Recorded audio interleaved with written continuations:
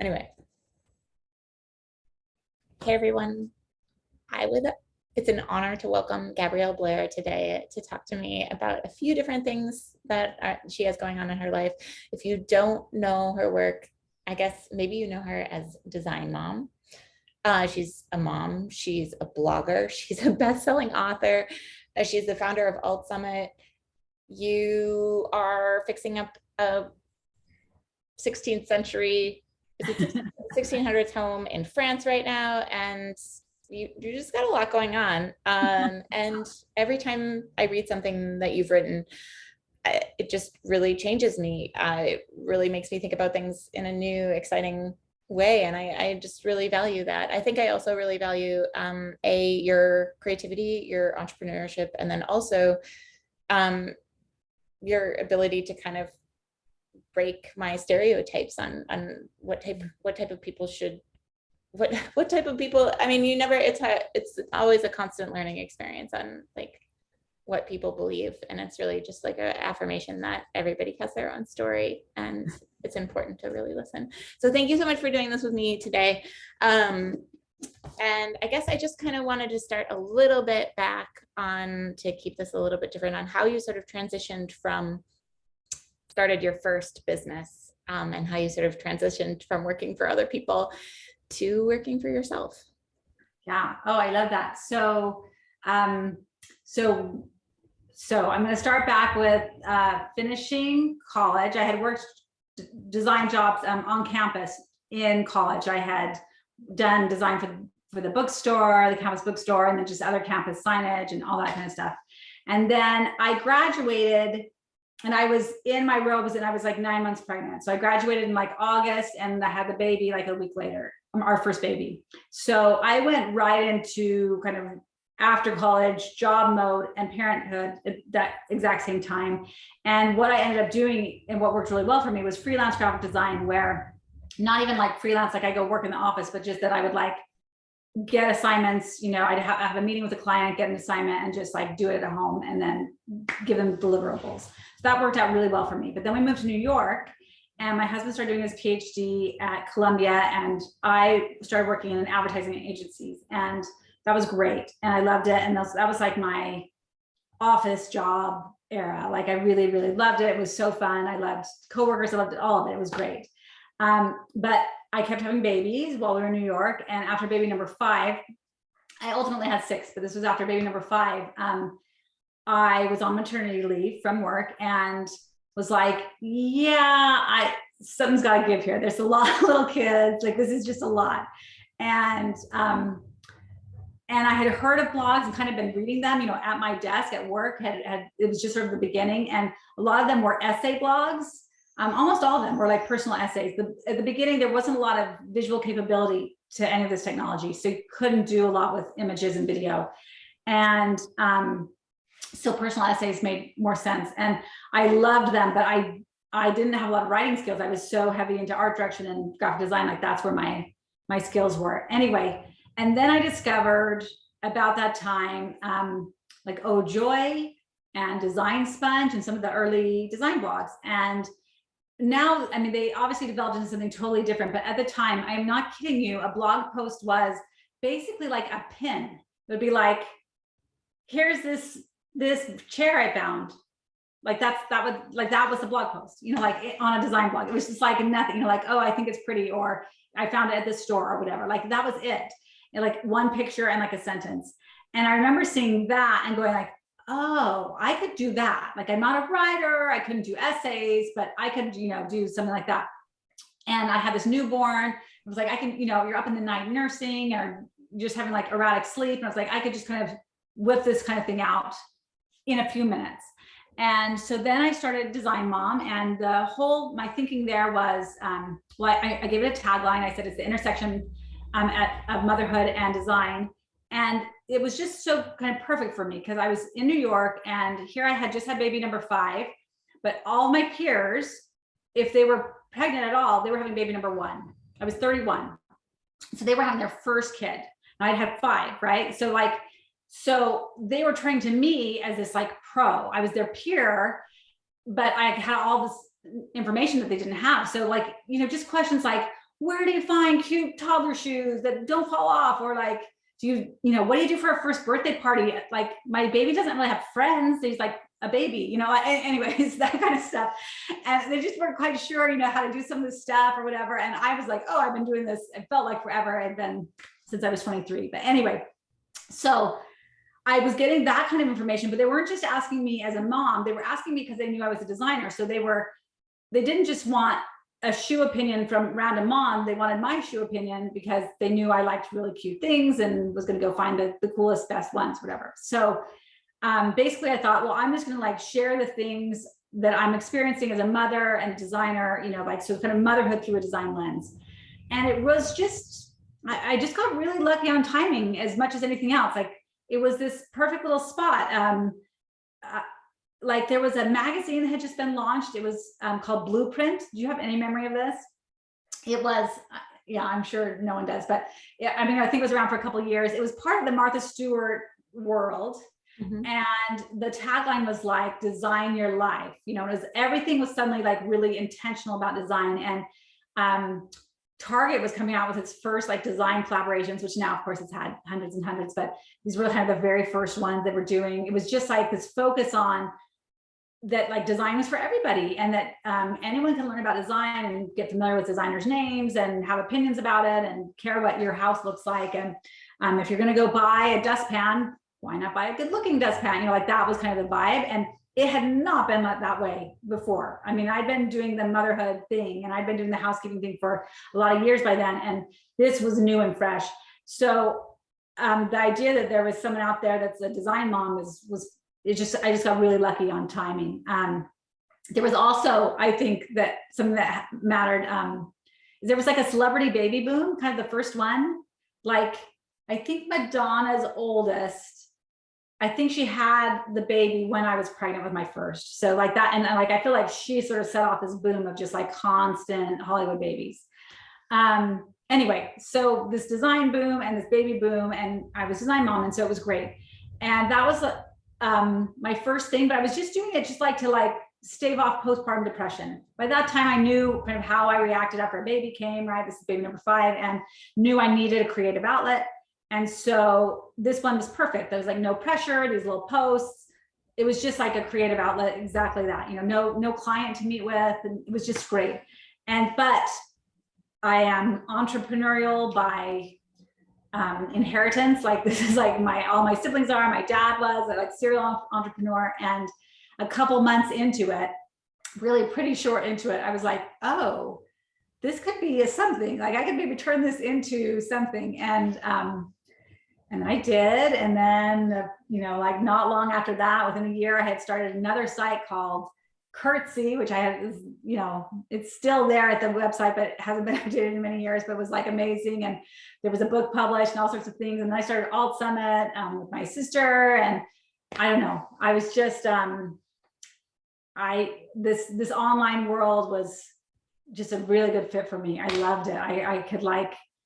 I could create on my own time, at my own speed, and it was changeable, which was so different than other graphic design I had done. Like, I'd take these clients and I'd do signage for them for their building. And, if after a few years they didn't like it, that's a really expensive change to have to like change your signage or whatever. But like a website, you throw up a logo, throw up a whatever, and then change it the next day if you don't like it. You can change the URL. No one's seen it yet. I mean, like, you can just like, oh, there's typos. Okay, edit them. Like, it was just like amazing to me how fast you could change things and change your mind and change directions. Anyway, so I loved it.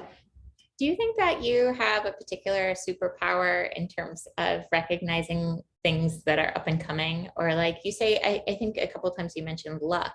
And I was wondering if maybe you could unpack what you mean by luck, or if there's a skill in sort of spotting things, or a taste that you've developed or feel like you are confident in. Like, I mean, it's a skill I so much appreciate and want. And like, I see I have a sister who I know, Jordan, who's so good at it and gets it. I feel like I'm actually horrible at it. Like, oh, really? The example I give is, so I was a newlywed. This must have been when did I get married? 95. I mean, so long ago. Anyway, so, and my mom was like big candles had hit just like really, you know, like Neiman Marcus or just like the fancy stores, right? And they were just kind of this new scene. And so my mom, the resourceful Mormon mom, she would go get really cheap candles at like, I don't know, like Pick and Save, McFrugal's, I don't know, like discount, you know, stores, like really cheap candles. She'd melt them down and then pour them into like an oat, you know, like a oatmeal container, you know, and then make this giant candle, right? Like, and because they were being sold for, you know, so much money and like way beyond those big candles. Right. So my mom would make them for me. It was so awesome. I loved it. And I remember, you know, going to like a gift show. We moved to New York not long after that. I was going to a gift show and I saw these candles going, oh, but we already did candles. Like we did candles last year. Like I just like could not see, did not understand that candles were not only not a fad, but they were going to still be with us 25 years later. We're all still spending way too much money on candles or whatever. Anyway, like it's just fascinating to me. So there's stuff like that. I just do not, like I totally miss trends and I totally don't understand what things are going to have longevity and what things aren't. So I actually don't think I'm good at it. And I have as many failures, online failures, as I have successes for sure. And I mean, I guess if I'm using the word luck, it's because I don't want to give myself too much credit. Like timing is a factor. You know, sometimes you just happen to be at the right place at the right time. And yes, I think I was sort of prepared for this career that didn't exist, which is amazing.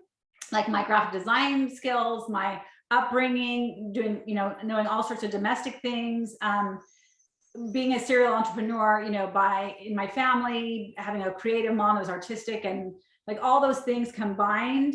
And I was at the right place at the right time. But I don't know that I mean, the job didn't exist when I was growing up. It's not like I was like aiming for it. So I don't feel like I can give I don't know. I don't want to take credit for like, and then I just understood that blogs were going to be awesome and they were going to turn into Instagram. Like of course I had no idea. When do you think this is I want this question to be a brief tangent because it might just be something that I'm interested in. The paradigm shift between when we thought, I feel like in the past, entrepreneurs would be like, yes, it's all me. I did everything. And then now it's sort of, I have a very similar sort of origin story or narrative that I tell myself about luck and timing. A lot of, I think the sort of like magic of it, or the sort of like deservedness of it is sort of like pushed to the wayside. And I think it's, when do you think that shifted, that idea that like this sort of genius or person who has this like sort of innate ability to like understand how books look good next to each other, kind of thing?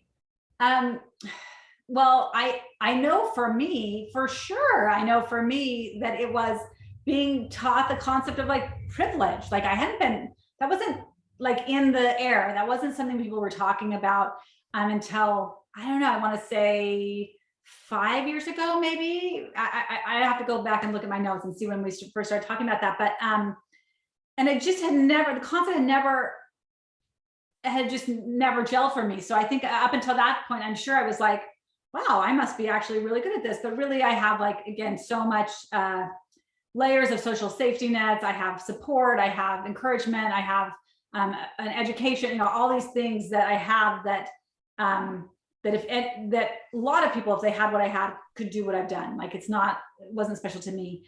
I mean, and now of course I see it everywhere. Like I watch Elon Musk being praised, and I'm very conscious that he's in this bid to get Twitter, and Twitter's like my fave. I love Twitter, and I like do not want him to buy it, and I'm upset about it. And so I'm watching this, and it's interesting to hear people just revere him. He just has just fanboys, and I'm like, his parents owned an emerald mine. He was just handed this stuff. He didn't invent Tesla. He bought the company. Like, you know, it's the same thing where we want to give someone credit, and really it's like, I mean, a lot of people could do what Elon Musk has done if they had the resources Elon Musk had. Like, it's not that special.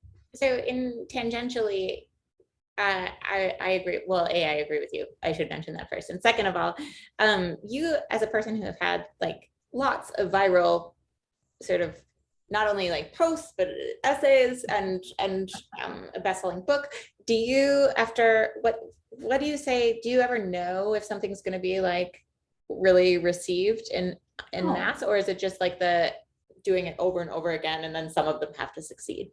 No, I'm like literally the worst at it. And again, I can like compare myself to Jordan, who would know, like, I adore my sister. She's just so good at it. She'll be like, I can do this specific photo shoot with this particular Halloween costume, and I know it's gonna go viral. Like, she would know it. And I'm like, I wrote the abortion thread, which has gone, it's one of my most viral things. And I wrote that.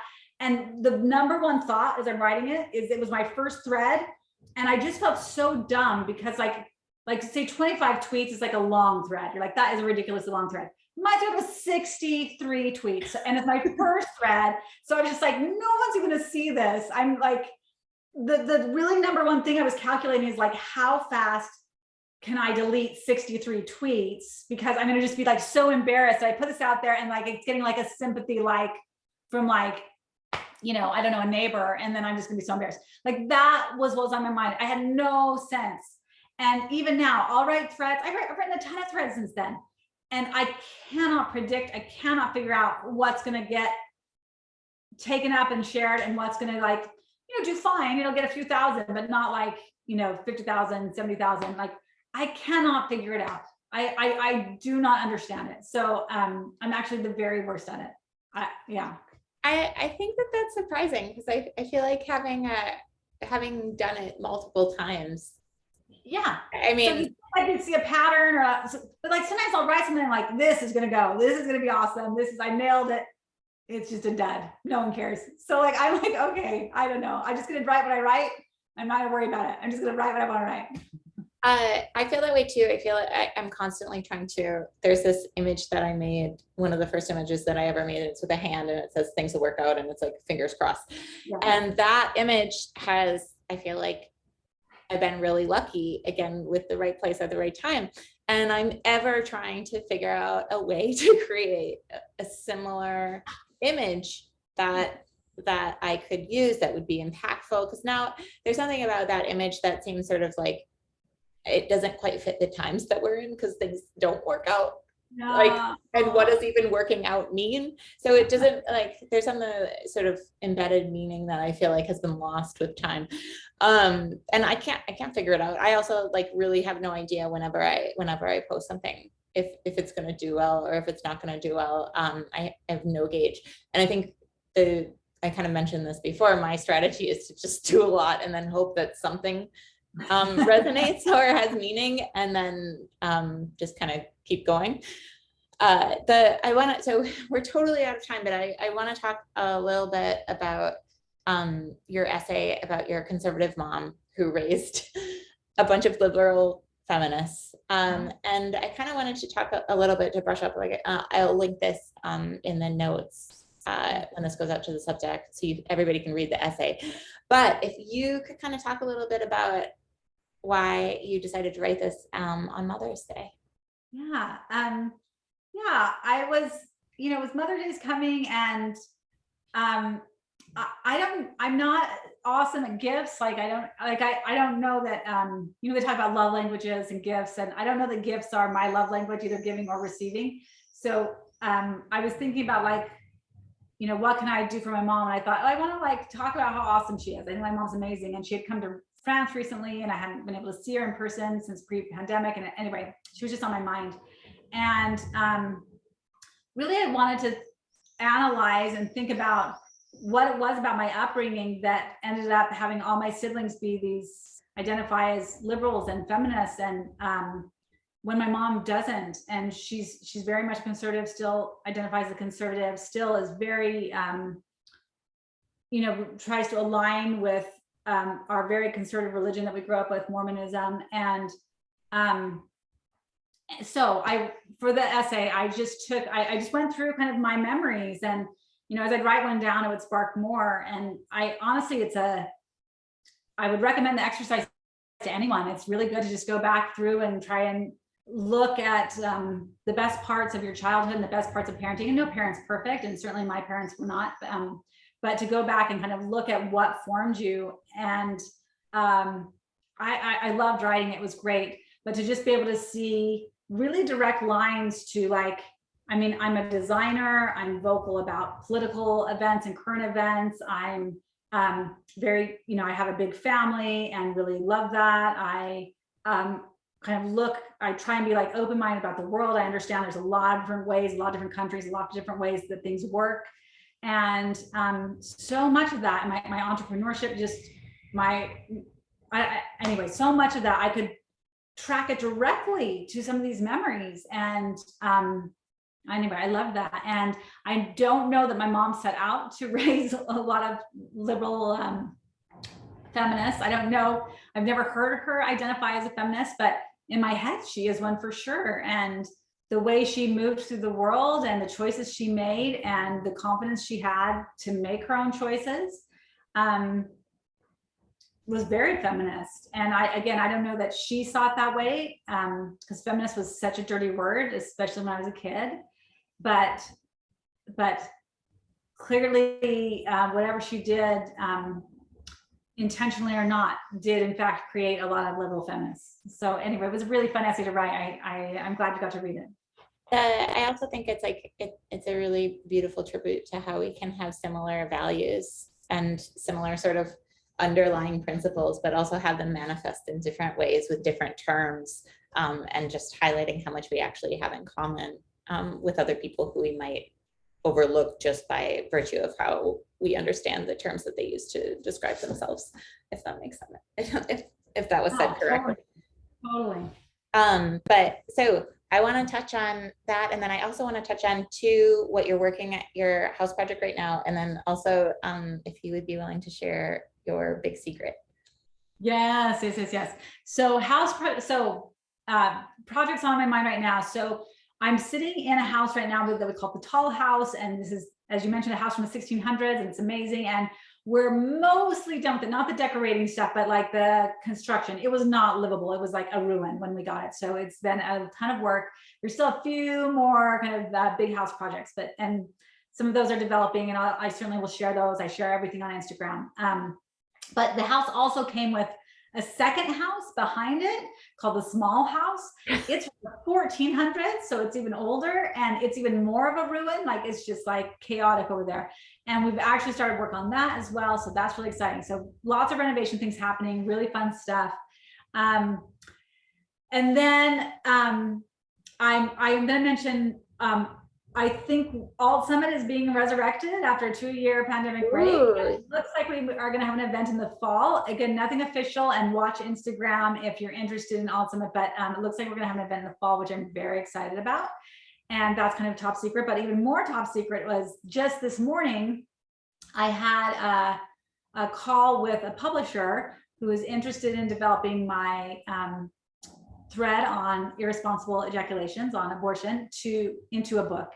And I haven't signed anything. It was just the first call, but it was a really great call, and a publisher that I love, and I'm excited about it. Yay. Can you really quick, if you would define irresponsible ejaculations, because I don't think we did that, and just in case someone hasn't read your article.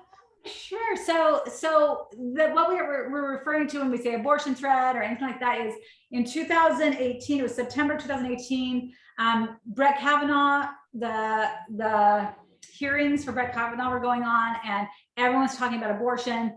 Well, really, a lot of men, a lot of politicians were talking about abortion, and it was just like driving me bananas, because they all just talked about it like it's a women's issue. And I just did not like hearing how they talked about it. And I published this essay that, a Twitter thread that's now also an essay on different platforms, but that shifted the conversation around abortion to men and off of women's bodies. And I talk about just some facts that we seem to have forgotten over the years, that men are fertile every single day versus women's fertility. The egg is fertile for 24 hours. And yes, the sperm can live in the body for a long time. So the sperm has like a longer fertility window, but the egg is truly just 24 hours. And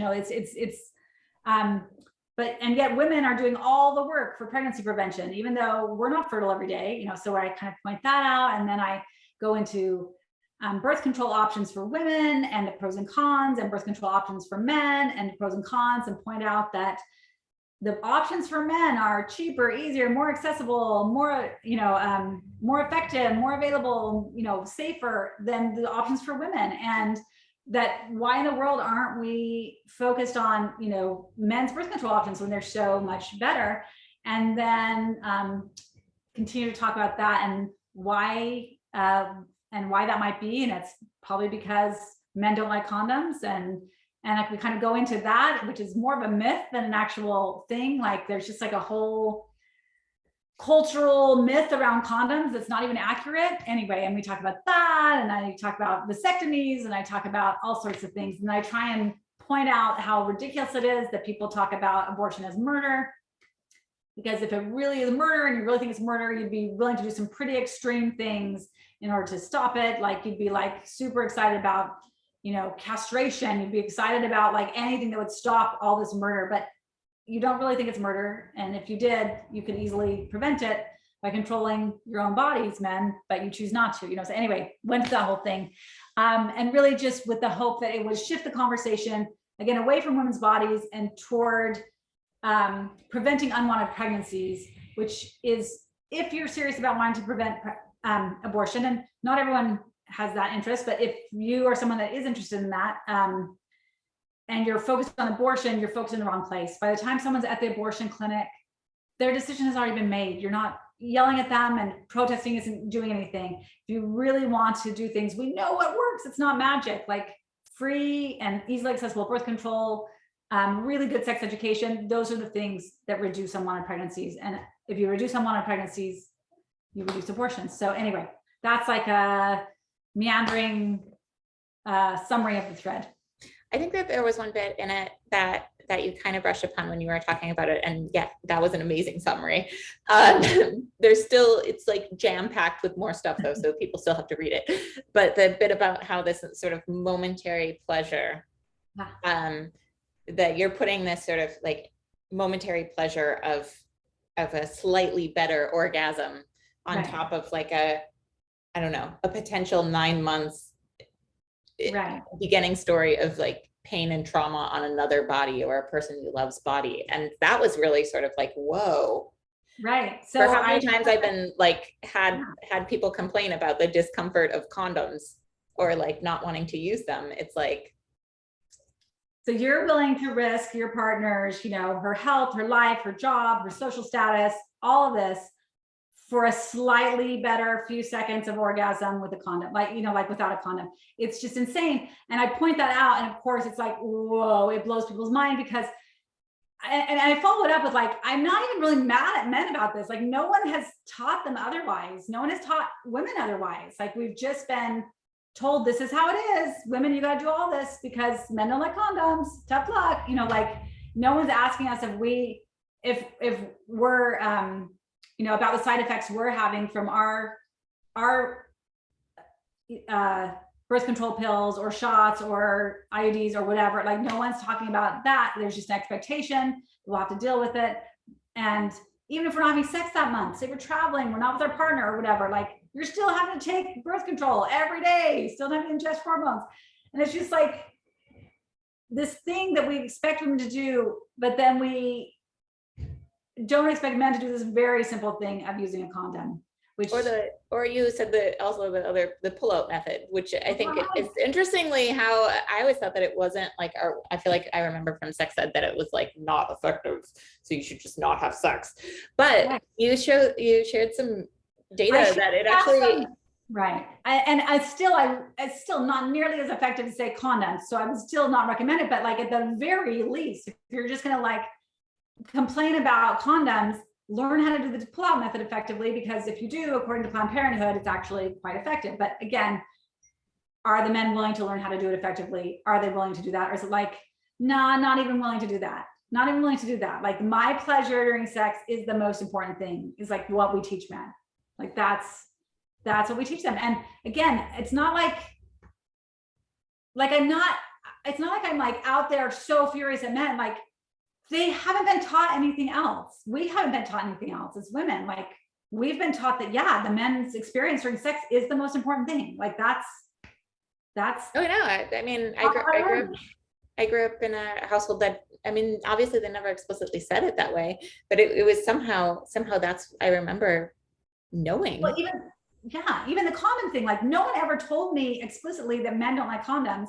It was just a known thing because it's in every movie or the jokes about it or whatever. Like it's just some of the stuff just seeps into our conscious. I don't know how it works, but anyway, so it's not like I think men are out there trying to be evil, but I mean, plenty are, but I think plenty aren't too. So, but I think like once you point it out, my hope is that the next time they go into a sexual encounter, that they're not complaining about condoms, that they're not waiting for her to suggest it, that they're taking responsibility for their own body, their own bodily fluids that they're creating, that they're choosing to ejaculate, you know, like those are all their choices and taking responsibility for that. And I think it really has had effect.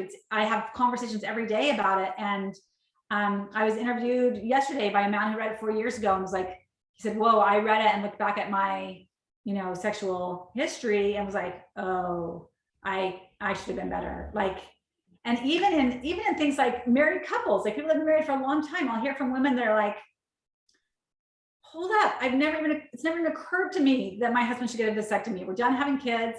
I hate being on birth control. I like absolutely detest it. I've been on it for 20 years or longer. And it's just never even occurred to me that he could have a turn, that he could do something. And we just don't, it just has anyway, I'm not like trying to put fault on anyone. I'm just saying like, we got to think about this differently.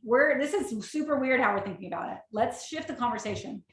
Oh no, and I think you do it really well. And I also, even if you don't agree with your opinions, I think that it changes your perspective. And I think that's all you really can do is hope that people can see things from a different way. Thank you so much, Gabrielle, for doing this with me and for fearlessly writing about issues from new perspectives so that I can think about and situate and understand what it means to be human right now. And I really appreciate that. I'm a big fan. Oh, and good luck with the book and also without potentially hosting a live conference in the fall. Yeah. Well, anyway, take care and good luck with the construction too. Thank you so much. Hey, thank you. This was great. Bye-bye. Bye.